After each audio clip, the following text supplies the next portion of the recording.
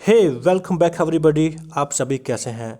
This is the second video of MCQ S about sensation and perception. इसके पहले भी मैं जस्ट अभी 1 डे अगो वीडियो अपलोड किया था, आपने उसको देखा होगा। नहीं देखा है तो आप उसे देखिए, because that is very important explanation. मैंने उसमें किया है एक्सप्लेनेशन को, and this video is very important because यहाँ पर भी मैंने आपके लिए MCQ को एक्सप्लेन किया है। और अगर आपने थोड़ा सा भी मेरे टेलीग्राम पर जाकर कुछ देखा होगा तो वहाँ पर जो कुछ शेयर किया हूँ, अगर उसको पढ़ा होगा तो आप बहुत सारे क्वेश्चन का आंसर यहाँ पर आज दे भी सकते हैं। तो आज अपने आप को समझिए, क्वेश्चंस को समझिए, आंसर्स क्या हैं उनको समझिए, एंड अपनी स्टडी को, अपनी नॉलेज को एनहेंस कीजिए। आप मेरे साथ मेरे जोवियल साइकोलॉजी टेलीग्राम चैनल पर जुड़ सकते हैं, वहाँ पर आपको बहुत कुछ स्टडी करने को मिलता है। So let's start. बात करते हैं पहले क्वेश्चन की। So first question on the screen is that which of the following is not a monocular depth Q?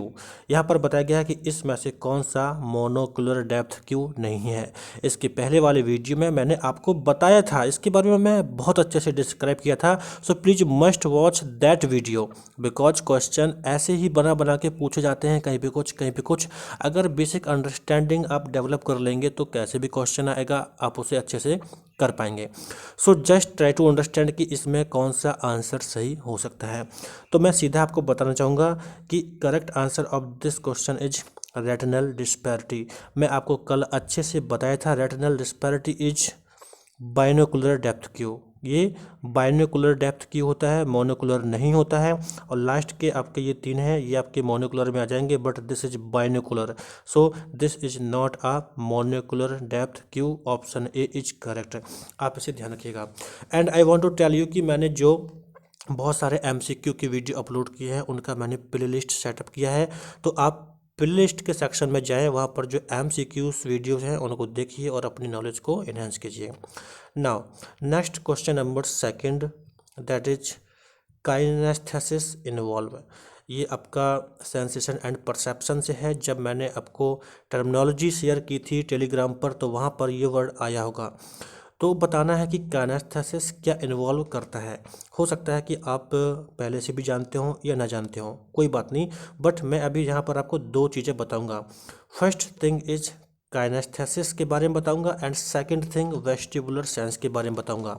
तो आप ध्यान रखिए, जब काइनेस्थेसिस की बात की जाती है, काइनेस्थेसिस का मतलब होता है sense of position and movement of the individual part of body. आपको ध्यान रखना है कि ह्यूमन बॉडी के जो इंडिविजुअल पार्ट होते हैं उनका जो सेंस होता है, उस ऑर्गन का जो इन्फॉर्मेशन होता है, किसी पर्टिकुलर ऑर्गन का इन्फॉर्मेशन होता है, वो आपका आता है काइनेस्थेसिस में।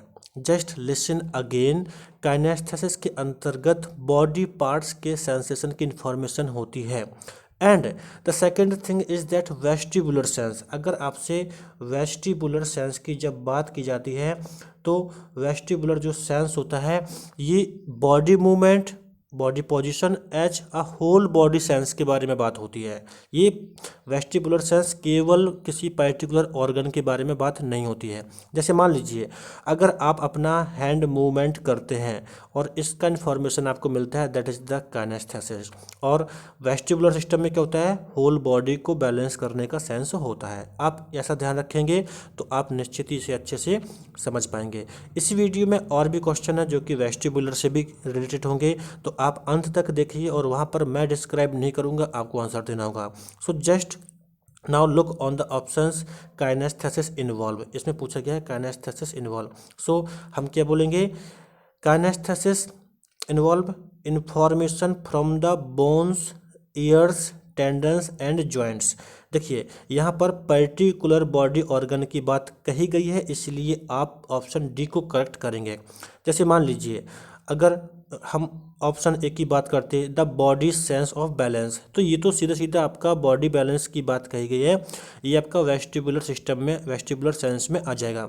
The bone of middle ear, ये भी नहीं, क्योंकि बोन ऑफ मिडिल ईयर इसने ऐसा बोला है, लेकिन उससे ज़्यादा बेटर क्या है, information from the bones, ears, tendons, ये ज़्यादा बेटर है।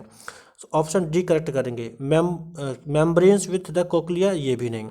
So just try to understand कि हमारा जो काइनेस्थेसिस होता है ये इंफॉर्मेशन देता है, सेंस देता है इंडिविजुअल बॉडी पार्ट्स के बारे में।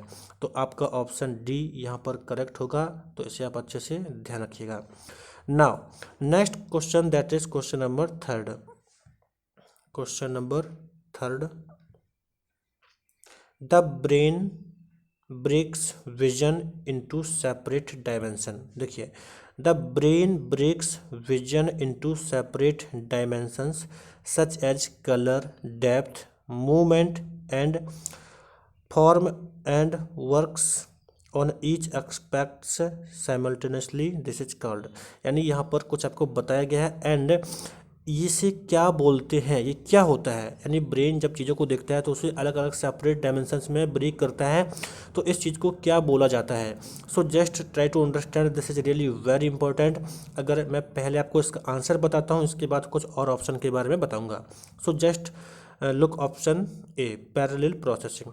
तो आपको ध्यान रखना है, पैरेलल प्रोसेसिंग ये एक ऐसा कॉन्सेप्ट है जो डिफाइन करता है कि जो हमारा ब्रेन होता है वो किसी स्टिमुलस के जो डिफरेंट एस्पेक्ट्स होते हैं उनको ब्रेक करता है और चीज़ों को समझता है, और इसमें खास तौर पे कलर और डेप्थ, मूवमेंट, इन चीज़ों के बारे में होता है।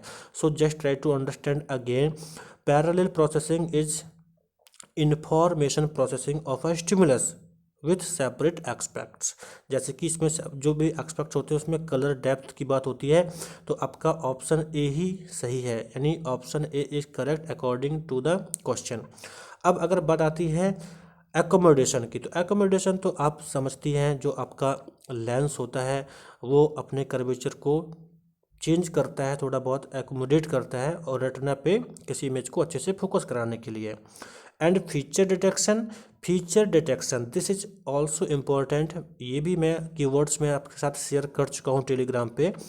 फीचर डिटेक्शन में क्या होता है, फीचर डिटेक्शन में किसी स्टिमुलस के शेप के बारे में, उसके जो एंगल्स हो सकते हैं या फिर उसका जो साइज हो सकता है उसके बारे में ब्रेन जो इन्फॉर्मेशन करता है। यानी जो भी स्टिमुलस है उसके फीचर्स क्या हैं, features based on the angle, shape and size, ये फीचर डिटेक्शन प्रोसेसिंग के अंतर्गत आता है, आप इसे ध्यान रखिएगा। And one more important point is that, आपका जो फीचर डिटेक्शन होता है ये आपके कहाँ पर हो सकता है। सोचिए, जब ये देखने की बात कर रहा है ना, सीइंग की बात करता है, किसी स्टिमुलस के देखने की बात करता है, तो आप ऐसे इसे थोड़ा लॉजिकली याद रखिए, फीचर डिटेक्शन आपके विजुअल कॉर्टेक्स में होता है। किस में होता है, विजुअल कॉर्टेक्स में होता है, आप इसे ध्यान रखिएगा।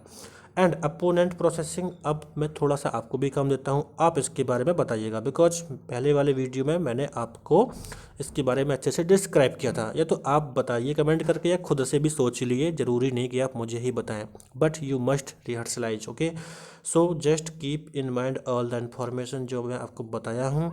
एंड फिर से बोल दूँ, क्वेश्चन नंबर थर्ड का करेक्ट आंसर होगा option A. Now next question, that is question number fourth. Most colour deficient people will probably lack, मतलब कि जो भी कलर डिफिशिएंट पीपल होते हैं उनके साथ में मोस्टली क्या हो सकता है, ए बी सी डी, आपको 4 ऑप्शन दिए गए हैं। Now try to understand. देखिए, जो कलर डिफिशिएंट पीपल होते हैं मोस्टली उनके साथ प्रॉब्लम ये होती है कि उनको रेड और ग्रीन कलर को सेंस करने में थोड़ी प्रॉब्लम होती है। यानी जो रेड और ग्रीन कलर के ह्यू होते हैं उनको ढंग से वो उस पर डिफ्रेंशिएट नहीं कर पाते हैं, प्रॉब्लम होती है। सो this is the real correct answer, option A is correct. अब यहाँ पर कहा जाए कि also suffer from poor vision की बात कही गई है, या फिर कहा गया है कि जो संसार होता है उसको केवल ब्लैक एंड वाइट के रूप में देखते हैं, see the world in black and white, and have above average vision to compensate for the deficit, मतलब कि जो कमी होती है देखने में उसको कंपेंसेट करने के लिए ज़्यादा अच्छी उसकी विजन होती है।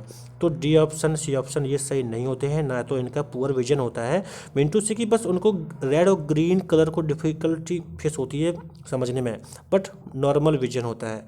ब्लैक एंड वाइट अकेला भी नहीं देखते हैं, और ऐसा भी कुछ नहीं है कि उनकी जो विजन होती है वो बहुत हाई होती है, ऐसा नहीं है। सो यहाँ पे आप बी सी डी को क्रॉस कर दीजिए, option A is correct. Now next question, that is fifth, the moon illusion occurs in part because distance q at the horizon make the moon seem। Moon illusion के बारे में आपने पढ़ा होगा। तो मून इल्यूजन ये पार्ट्स में होता है, क्यों होता है ये बताना है। तो ये सीधी सी बात है, इसका एक रीजन होता है farther away and therefore smaller, बहुत दूर होता है इसलिए छोटा भी दिखाई देता है, और ये पार्ट्स में होता है। So option A is correct. And now next question, that is question number 6। The study of perception is primarily concerned with how we, मतलब जो परसेप्शन की बात है, परसेप्शन का अध्ययन होता है, ये बेसिकली किससे कंसर्न है, हम कैसे मतलब इसे करते हैं, ये समझना है। Option A B C D is given, just try to understand. देखिए इसमें पहले थोड़ा सा बताता हूँ परसेप्शन और सेंसेशन, है ना। आप इसके बारे में पहले से भी पढ़े होंगे। Perception and sensation both are different. अगर कहा जाए sensation is first process and perception उसके बाद होती है सेकंड प्रोसेस। मतलब पहले सेंस होता है, बाद में हम परसेप्शन करते हैं किसी भी चीज़ के बारे में। तो ये कैसे, मतलब कैसे होता है, तो देखिए पहला ऑप्शन में कहा गया develop sensitivity to illusions, and second में कहा गया detect sight sounds and other stimuli, sense environment stimuli, या फिर इंटरप्रेट सेंसरी स्टिमुली। तो अगर आप परसेप्शन की डेफिनेशन को पढ़े होंगे या फिर परसेप्शन के बारे में जब भी कुछ स्टडी किया होगा, तो उस टाइम पे हम समझते हैं कि perception is more higher process than the sensory process, है ना। सेंसरी प्रोसेस में हम सेंस ऑर्गन्स के माध्यम से किसी भी स्टिमुलस को सेंस करते हैं, बट इन परसेप्शन हम उसमें इंटरप्रिटेशन करते हैं अपनी नॉलेज के अनुसार, अपने एक्सपीरियंस के अनुसार। सो this is the most correct answer, interpret sensory stimuli. So just keep in mind कि ऑप्शन आपका डी वाला सही होगा। Okay, option D is correct. Now next, that is question number 7th। The process by which sensory information is converted into neural energy। This question directly based on keywords. आप keywords याद किए होंगे तो निश्चित ही आप इसको अच्छे से समझ सकते हैं। मैं आपको बहुत सारी चीज़ों जैसे कि फीचर डिटेक्शन के बारे में बता चुका हूँ। सेंसरी एडेप्टेशन भी आप समझते होंगे, जस्ट डिपेंड ऑन कि कैसे इसका टर्मिनोलॉजी को सेटअप किया गया है, ऐसे ही होता है। And now look the correct answer, transduction का ये डेफिनेशन है जो क्वेश्चन में पूछा गया है। यानी अगर कहा जाए what is transduction, so you can see the process by which sensory information is converted into neural energy, this is transduction. मतलब कि कोई भी सेंसरी इंफॉर्मेशन जब वो न्यूरल एनर्जी में चेंज हो जाती है उसको ट्रांसडक्शन कहते हैं। So this is directly based on keywords, so option C is correct. Now the next question, that is question number 8th।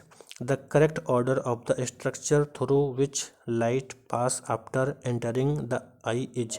हमारी जो आई होती है उसमें जब लाइट एंटर करता है तो करेक्ट ऑर्डर में किस तरह से वो रेटिना तक पहुंचती है, ये बताना है। तो सिंपल थिंग इज दैट कि सबसे पहले क्या आता होगा ये हम तब समझ पाएंगे जब हम आई के स्ट्रक्चर को समझते होंगे। So just try to understand कि इस क्वेश्चन में जो आपको यहाँ पर ऑप्शन दिए गए हैं इसमें सबसे पहले आई में क्या आता है ये पता होना चाहिए। सो this is option A that is correct. पहले कॉर्निया, फिर पिपल, फिर लेंस और रेटिना, इस तरह से जो लाइट होती है वो आई में पास करती हुई लास्ट तक पहुँचती है। So option A is correct. Now next question number 9th। Wavelength is to blank as blank is to brightness. बताना है कि ये क्या किससे कनेक्टेड है। So just keep in mind that wavelength बताता है किसी भी कलर की ह्यू के बारे में, जैसे मतलब कितना ज़्यादा कलर आपको दिखता है। एंड जो इंटेंसिटी होती है उससे क्या होता है ब्राइटनेस, यानी जितनी हायर इंटेंसिटी उतनी हायर ब्राइटनेस। तो आप कभी ध्यान देना, अगर आप किसी फ़ोटो को एडिट करते हैं तो वहाँ पर ना आपको इंटेंसिटी, ह्यू, ब्राइटनेस, वेवलेंथ ऐसे कुछ टर्म देखने को मिलते हैं। So this is related to our sensation कि हम कैसे सेंस करते हैं कलर्स को, उससे ये संबंधित है। So just keep in mind, आपका करेक्ट आंसर है option D. So thanks for watching this video. आप मेरे साथ जुड़े रहें और इसके साथ मैं और भी क्वेश्चंस आपके साथ लेकर आता रहूँगा। सो must join me on the regular basis on this YouTube channel and also join me on Telegram, because मैं वहाँ पर आपके लिए डेली बेसिस पे निश्चित रूप से कुछ ना कुछ शेयर करता हूँ that is helpful for you. So thank you once again.